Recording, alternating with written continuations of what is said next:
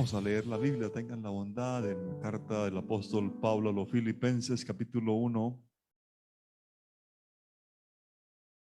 Carta del apóstol Pablo a los Filipenses, en el capítulo 1 vamos a estar allí ubicados en su palabra, el verso 3, Filipenses 1:3, saludándolos a todos los que pueden recibir este mensaje a través de algún medio, esperando que la palabra del Señor siga corriendo y siendo glorificada.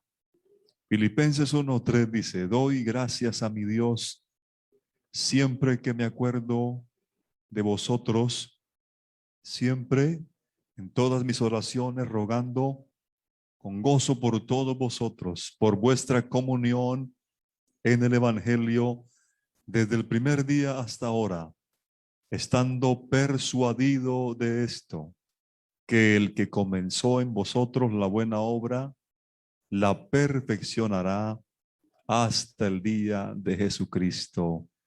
Amén. Gloria a Dios. Gloria a Dios. Gracias a Dios por su palabra. Cuando uno mira la vida del apóstol Pablo, no puede dejar de admirarse y a la vez de preguntarse cuál era el secreto para que este hombre se mantuviera siempre gozoso, a pesar de las terribles circunstancias que constantemente tenía que enfrentar.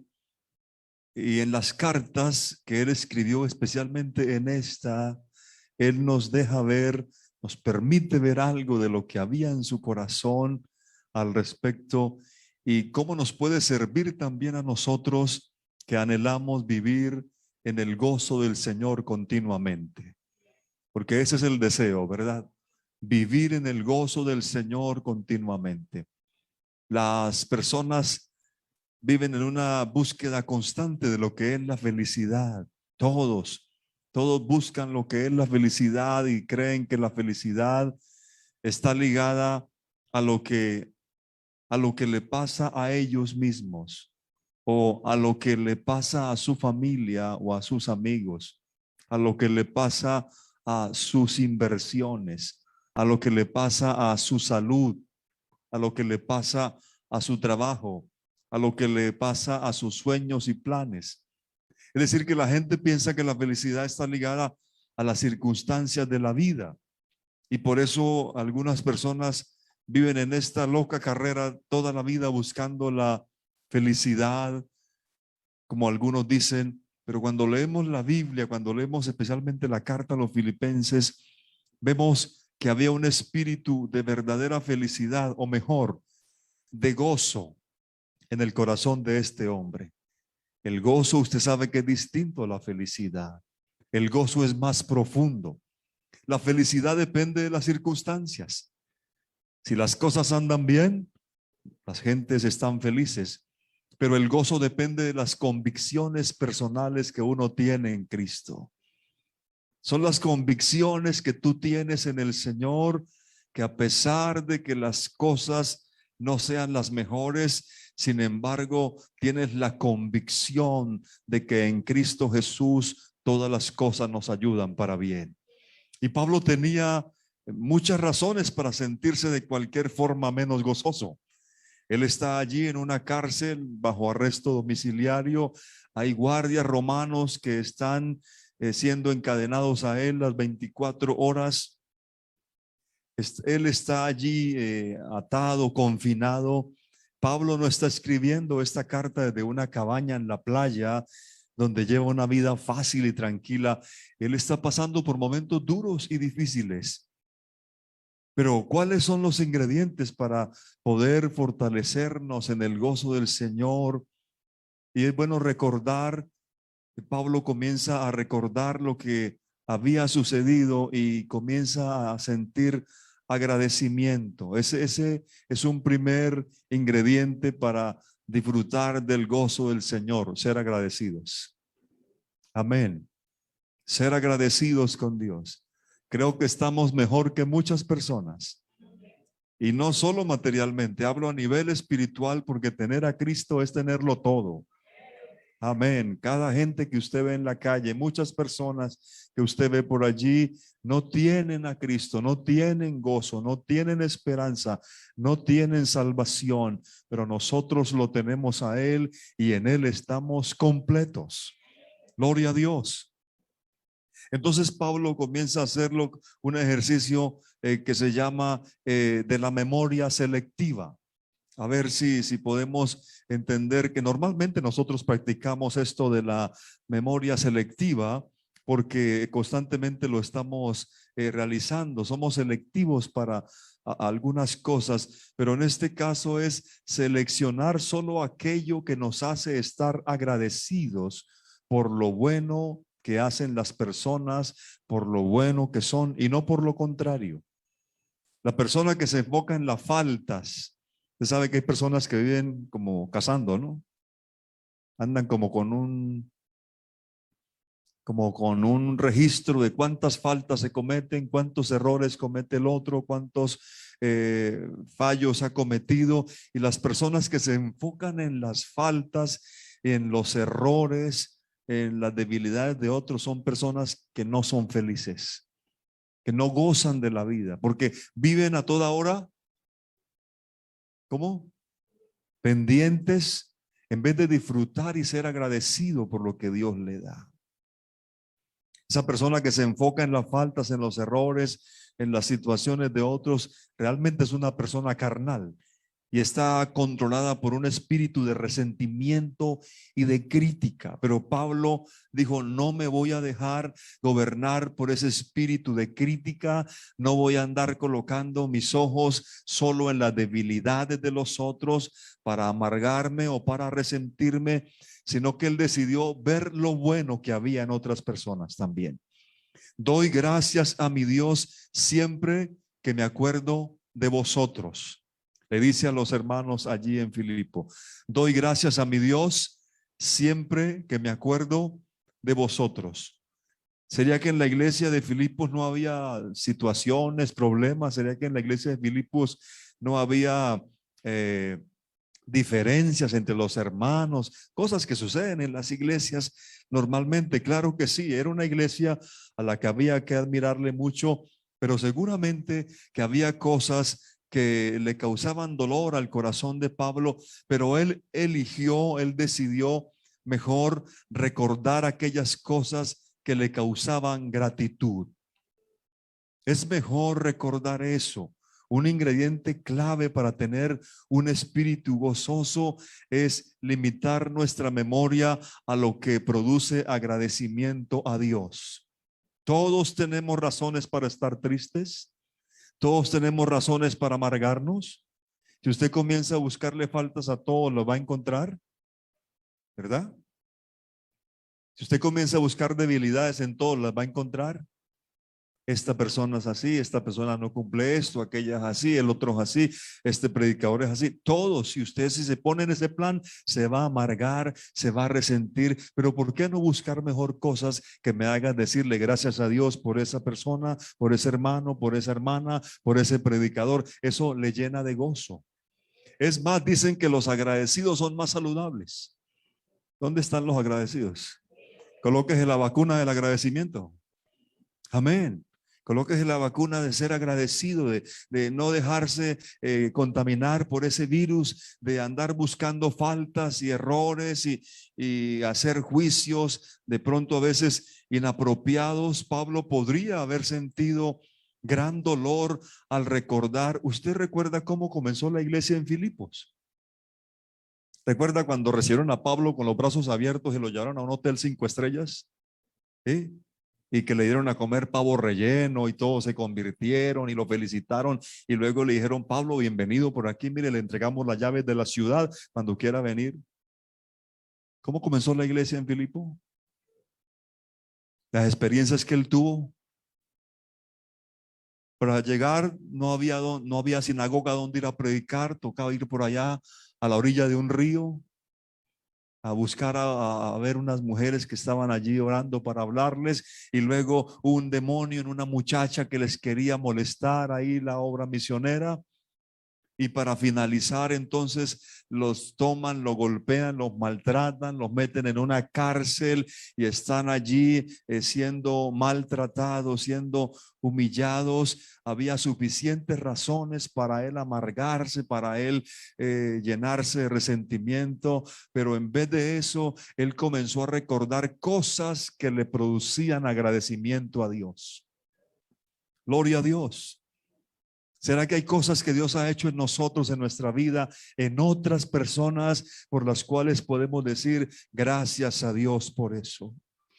Eso se constituye en una fuente de gozo. Cuando Pablo pensaba en los creyentes en Filipo, si Pablo era el pastor, entonces esos creyentes en Filipo le causaban gozo al corazón de este hombre. Es muy importante que usted entienda este primer ingrediente para el gozo, para la receta del gozo, es que usted pueda ver cosas en las personas que le hagan estar agradecido con Dios. No estoy diciendo que no hay que ignorarlo o pasar por alto, hay que corregir, habrá que hablar, habrá que decir las cosas con misericordia y verdad, hay que corregir. Amén. Pero también es cierto que en todas las personas, en todos los creyentes, Dios ha hecho algo que nos debe llevar a decir gracias, Señor, porque tú has hecho algo en esa persona, en ese creyente, en esa hermana, en ese hermano. Amén. Doy gracias a Dios, dice él, en vez de dejar de llenarse de ese espíritu de crítica, por ese espíritu de amargura o resentimiento, llénese de un espíritu de agradecimiento. Enséñele a sus niños que ellos vean, oigan, madres agradecidas. Allá desde el primer momento del día cuando van a tomar los alimentos, dele gracias a Dios, que sea usted una persona que sus hijos, sus niños, los que le oigan, digan, oiga, yo nunca había oído una persona tan agradecida como esta. A toda hora da gracias. ¿No le parece bonito eso? Bueno, sinceramente, ¿a usted le gustaría convivir con alguien que se queje a toda hora o que agradezca a toda hora? ¿Qué es mejor? Amén. A ser agradecidos. Tal vez muy pocos de nosotros dimos gracias porque había un lugar donde se podía botar la basura. Yo creo que usted nunca se detuvo a eso, ¿cierto? Bueno, ¿cómo hace falta? Ahora sí se acuerda. No dé por sentado las bendiciones de Dios. Todas las cosas Dios las acomoda para nosotros, para que le demos gracias. Cuando las tenga, cuando las disfrute, agradezca. Agradezca. En vez de quejarnos, en vez de decir, pero tan poquito. Hoy estaba en una refán por ahí en una casa que me abrieron las puertas y yo comencé diciéndole a esa familia, vamos a darle gracias a Dios porque ustedes están mejor que muchas personas. Y ahora, ¿qué diremos nosotros que tenemos la presencia de Dios, hermano? Tan bendecidos, tan felices, tan gozosos, uno a toda hora con el Señor, hablando con Él, adorándolo, cantándole. No hay amargura, no hay engaño, no hay nada, es solo la presencia de Dios. Las 24 horas del día usted tiene acceso a la gracia de Dios, acceso a su presencia. Usted vive en Él, se mueve en Él y todo lo que es por su gracia. Gloria a Dios.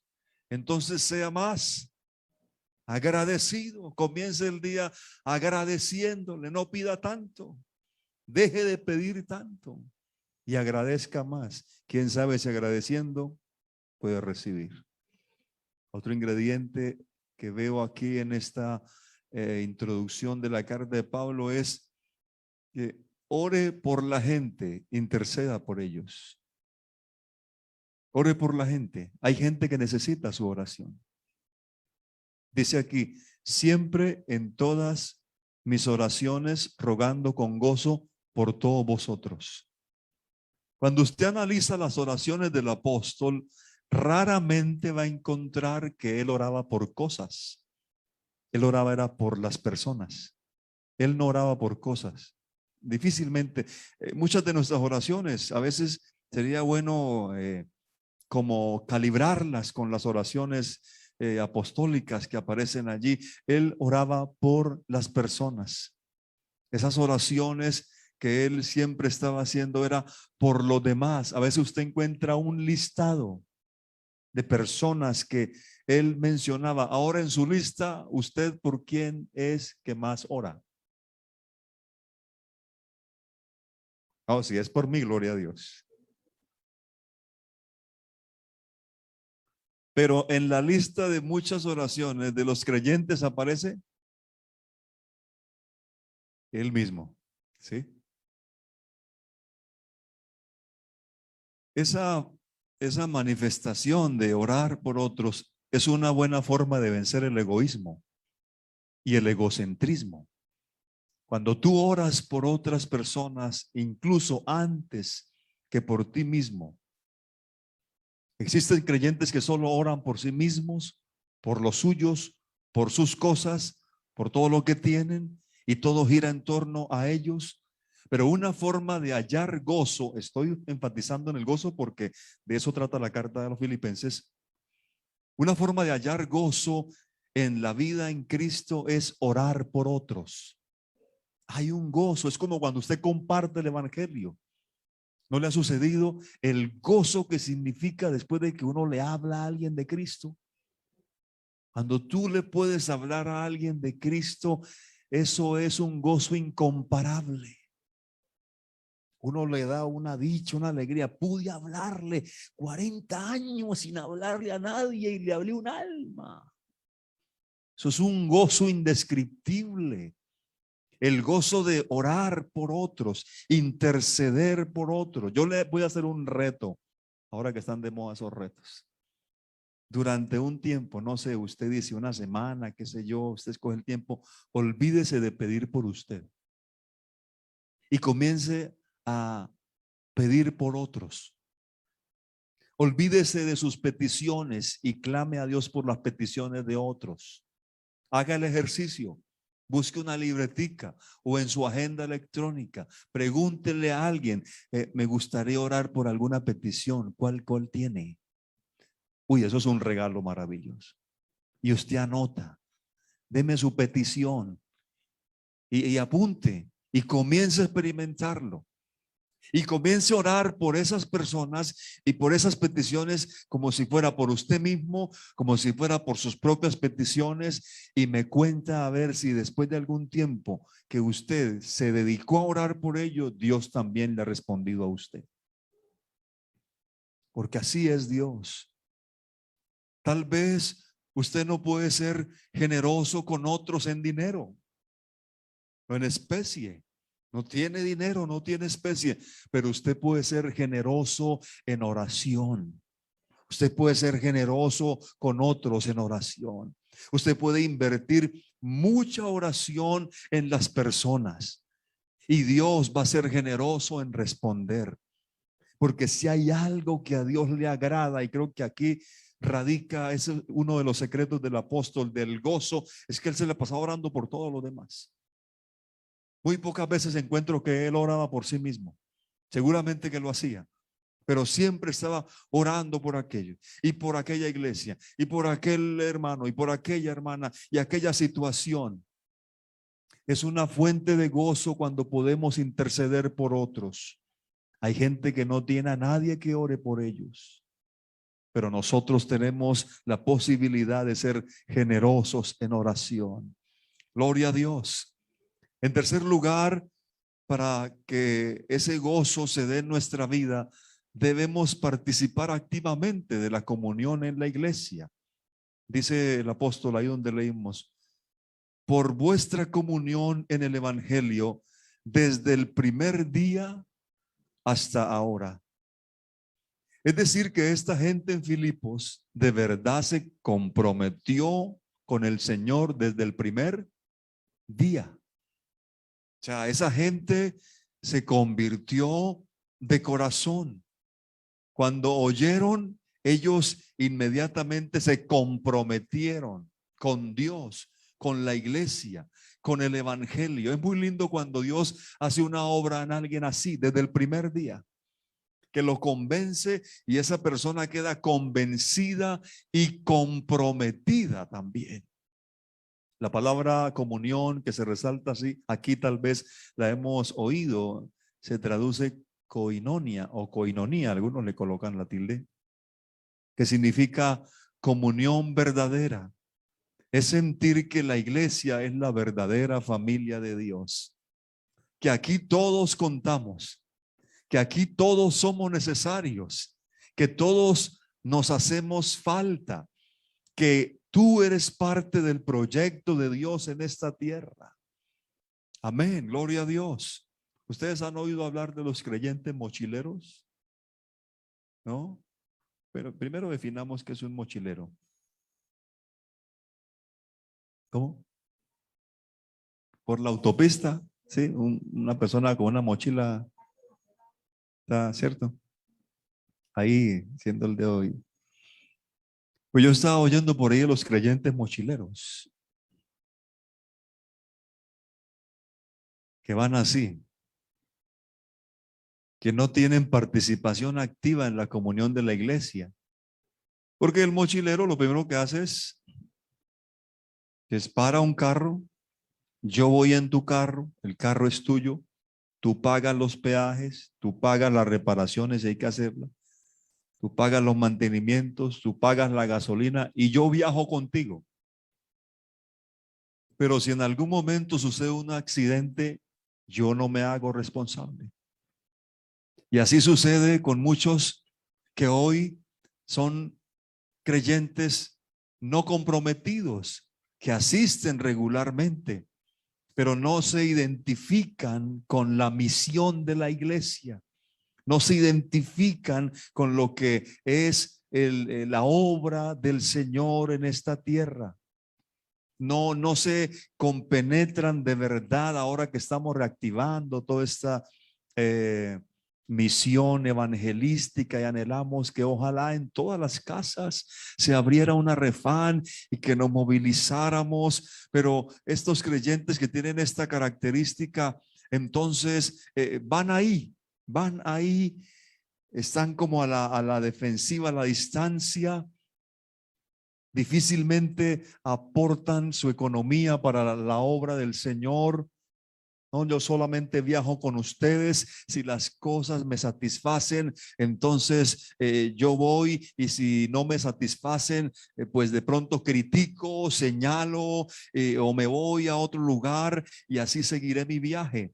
Pero Dios no quiere creyentes de ese estilo, sino que deseamos gente como en Filipos, comprometidos con Dios, comprometidos con el evangelio, comprometidos con la iglesia del Señor. Esta es su iglesia, esta es su congregación. Apóyelo. El único que está aquí de paso, creo, soy yo.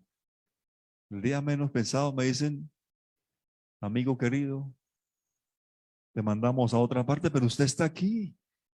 Esta es su congregación y aquí se necesita su apoyo. Aquí se necesita sus dones, sus talentos, sus capacidades. Aquí necesitamos que usted se identifique con esta causa, que es la causa del Señor. Y Dios ha engrandecido esta obra desde que Él la colocó aquí. Y mire cómo la ha llevado en victoria, en triunfo, a pesar de muchos reveses y de muchos tropiezos. Aquí sigue la iglesia del Señor. Pero se necesita gente comprometida y dispuesta. Gloria a Dios. Amén. Y finalmente dice el apóstol, para que se dé el gozo, debemos estar convencidos que el Señor terminará lo que ha comenzado. Estando persuadido de esto. ¿De qué? De que el que comenzó en vosotros la buena obra la perfeccionará hasta el día de Jesucristo. Por eso dije que lo del gozo es algo de convicciones, de estar convencido. de que Pablo dice, tengo una persuasión, es decir, él estaba firmemente seguro y convencido de que el Señor perfeccionaría y terminaría lo que él mismo había iniciado. Amén. Mis amados, cuando la obra la inicia el Señor Jesucristo, Él se encarga de perfeccionarla y terminarla. Pero tú debes estar convencido de eso. Tú mismo. No mires la vida del otro. Tú mismo debes estar convencido. El Señor dijo, edificaré mi iglesia. Y la iglesia eres tú, la iglesia soy yo. Y Él ha venido edificando su iglesia cada día y la ha ido perfeccionando. El que la perfecciona es Él. Amén. Él es el dueño de la iglesia. Él es el que la perfecciona. Él es el que sabe cómo tratar con la iglesia. Él es el que sabe dónde dar el golpe con el martillo, con su palabra, con su espíritu.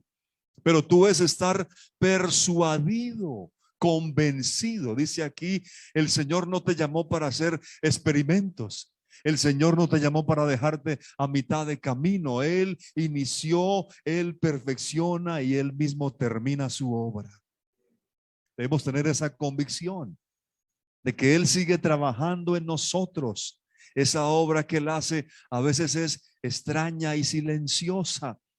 A veces tú piensas como si la obra de Dios en ti no se ve. Usted no ha notado que uno no ve crecer los hijos, pero los demás sí. Sí. Uno está con los hijos y uno no los ve crecer. Y llega el familiar que no lo ve hace 5 años. ¡Ah! Y este muchacho. Y esta muchacha. Pero los papás normalmente no lo ven. A veces sucede así con la obra de Dios en nosotros. De pronto no vemos, no alcanzamos a ver lo que Él está haciendo, pero lo cierto es que Él sí está obrando. Pero tú debes estar persuadido de eso. La obra de Dios en nuestros hijos, en los que les hemos hablado, la semilla que hemos sembrado. Usted dice, pero ¿será que sí? Yo como que no veo. Recuerde que no es por lo que usted ve. Esté convencido que lo que usted está sembrando son semillas de la palabra eterna, poderosa y viva de Dios. Amén. Sembramos especialmente en nuestros hijos. Y algún día esa semilla da fruto. Pero usted tiene que estar persuadido de eso, convencido. Ay, a mí me parece que no. Depende de lo que tú te convenzas. El apóstol aquí está diciendo eso. Hay épocas en que pensamos que Dios dejó de trabajar en nosotros. Pero recuerda que la composición de una pieza musical, de una obra maestra, también tiene unas figuritas que se llaman silencios y también son parte de la obra y son parte de la escritura que ese maestro está componiendo, y nosotros somos la obra de arte del Señor Jesucristo, el más grande de todos los maestros. Tú dices, pero ¿cómo es que Dios puede perfeccionar su obra en mí a través de esta situación que estoy enfrentando? Pero es cierto, los métodos de Dios son muy diferentes y a veces poco comprensibles, pero Él es soberano. Él siempre sabe lo que hace y lo que Él hace es para su gloria. El que está escribiendo esto está en una cárcel, encadenado allí, pero él está diciendo, estoy persuadido de que el Señor algo está haciendo. Imagínense un hombre como Pablo, acostumbrado a estar recorriendo las calles. Era un hombre que no podía estar quieto y ahora tiene que estar encadenado. O sea, como el Señor le dijo, quédate ahí. Ahí, ¿no? Por eso él llegó a la conclusión, yo estoy preso, pero la palabra de Dios no está presa. Yo estoy aquí encerrado y confinado, pero Dios sigue haciendo su obra. Estoy persuadido. Él está tratando de decir a los creyentes, aunque yo esté aquí y no pueda estar con ustedes físicamente, sin embargo, el que inició la obra la va a perfeccionar y la va a terminar. Es verdad que en su soberanía Dios a veces usa medios dolorosos para perfeccionar su obra en nosotros, pero esa no es razón para que se acabe la gratitud. Creyentes que nada más Dios comienza a tocarles un área y en alguna situación dolorosa y dejan de ser agradecidos. Tampoco es razón para dejar de orar por otros, ni es razón para abandonar la comunión con los demás creyentes. Al contrario, eso tiene que ser un motivo para fortalecernos en el gozo del Señor, porque sabemos que Él en todas las cosas va a ser glorificado. Amado, no pierda la confianza de que Dios está trabajando en su vida. No pierda esa persuasión. Él usa medios insospechados, cosas que tú no imaginas, personas que no pensabas, situaciones que no creías, para Él perfeccionarte. El que comenzó la obra en ti no fue el predicador. El que comenzó la obra en ti no fue el pastor. El que comenzó la obra en ti no fue el hermano que te evangelizó. El que comenzó la buena obra es el Señor Jesucristo. Escuche, es la buena obra. Él la comenzó. Y como Él la comenzó, Él es quien la perfecciona y Él la llevará a feliz término. Aleluya. ¿Cuántos están persuadidos de esto? No le estoy preguntando si entiende, sino si está persuadido, porque a veces uno no entiende. Mire, ¿cómo es que esta situación va a usarla Dios para perfeccionarme? A veces no entiendo, pero estoy convencido de que Jesucristo es poderoso para usar todo esto. En algo me está perfeccionando con esto. Alguna área de mi vida la está perfeccionando. Alguna área de mi vivir, algún área de lo que tiene que ver conmigo, Él está usando eso y Él sabe, porque Él ya sabe el final antes del comienzo. Gloria a Dios, gloria a Dios. Cuando el artista toma el pedazo de mármol, Él ya tiene aquí en la mente la obra que Él sabe que va a sacar de ahí. No es que Él va dando martillazos y a ver qué era lo que yo iba a hacer. No, de pronto un artista humano, pero este Señor Jesucristo, Él sabe el final desde el comienzo. Él ya nos ve terminados, pero en la práctica Él sabe que tenemos que atravesar por esto, por aquello, por lo otro, y todo lo que Él permita será con el propósito de perfeccionar esa buena obra. Yo me alegro en esta noche de saber que estoy en la mano del mejor de todos los maestros. Él sabe dónde martillar. Él sabe dónde dar el golpe. Él sabe dónde poner más fuego. Él sabe dónde hay que cortar, hay que añadir. Él sabe. Estamos en las manos de aquel que todo lo sabe, de aquel que todo lo puede, de aquel que sabe cuándo va a terminar esta obra, y cuando todo termine y estaremos en su presencia, entonces estaremos eternamente agradecidos con la obra que Él ha hecho en nosotros. Vamos a estar en pie, decirle: Señor, quiero cultivar ese gozo. Tal vez yo me he centrado mucho en los errores de otros y por eso no me gozo en tus caminos. Olvídese de eso. Si va a recordar algo de alguien, recuerde algo que le cause gratitud. Si no, no recuerde nada. Eso hacía Pablo, Recordar solo lo que le producía agradecimiento en su corazón. Él decidió comenzar a orar por la gente, por los hermanos, por otros. Atrévase a hacerlo. Yo le aseguro que Dios le va a responder muchas de sus peticiones cuando comience a pedir por otros. Y deje que Él siga obrando en usted. Aunque no entienda todo el panorama completo, esté convencido de que Dios está perfeccionando su obra.